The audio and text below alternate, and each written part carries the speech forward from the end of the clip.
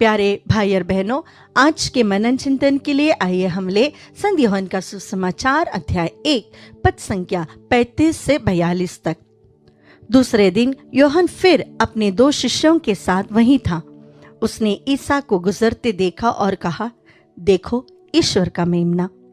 दोनों शिष्य उसकी यह बात सुनकर ईसा के पीछे हो लिए। ईसा ने मुड़कर उन्हें अपने पीछे आते देखा और कहा, क्या चाहते हो? उन्होंने उत्तर दिया, रब्बी अर्थात गुरुवर, आप कहाँ रहते हैं? ईसा ने उनसे कहा, आओ और देखो। उन्होंने जाकर देखा कि वे कहाँ रहते हैं, और उस दिन वे उनके साथ रहे। उस समय शाम के लगभग 4 बज गए थे। जो यूहन्ना की बात सुनकर ईसा के पीछे हो लिए थे, उन दोनों में एक सीमोन पेत्रुस का भाई अंद्रियास था। उसने प्रातः अपने भाई सीमोन से मिलकर कहा, हमें मसीह अर्थात क्रिस्त मिल गए हैं, और वह उसे ईसा के पास ले गया।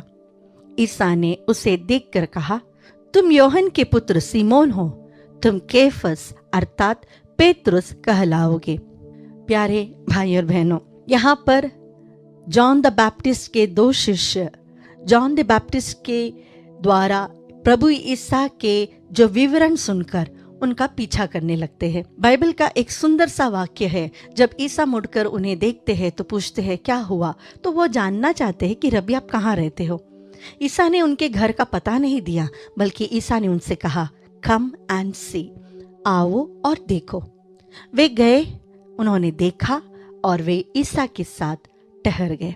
जब हमें प्रभु के बारे में अधिक जानने की आशा होती है, जिज्ञासा होती है, जब हम जानना चाहते हैं कि प्रभु कैसा है, क्या है, तब प्रभु हमसे भी यही कहते हैं, आओ और देखो। जिस व्यक्ति के अंदर एक चाह है कि ईश्वर को जानना है, सच्चे ईश्वर को पहचानना है, वह व्यक्ति जब भी प्रभु के पास जाएगा, प्रभु उसे जरूर कहेगा, आओ और देखो। जक्कैयोस ने एक छोटी सी इच्छा रखी थी, छिपकर बैठकर प्रभु को एक बार देखने की, लेकिन प्रभु तो उसको नीचे बुला लेता है, प्रभु उसके घर जाता है।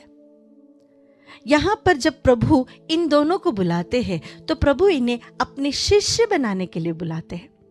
ये दोनों प्रभु के पास गए, प्रभु के साथ देखा वह क्या करते हैं, क्या बोलते हैं, और वह रुक गए। इतना कि उनकी जिंदगी बदल गई। और इतना ही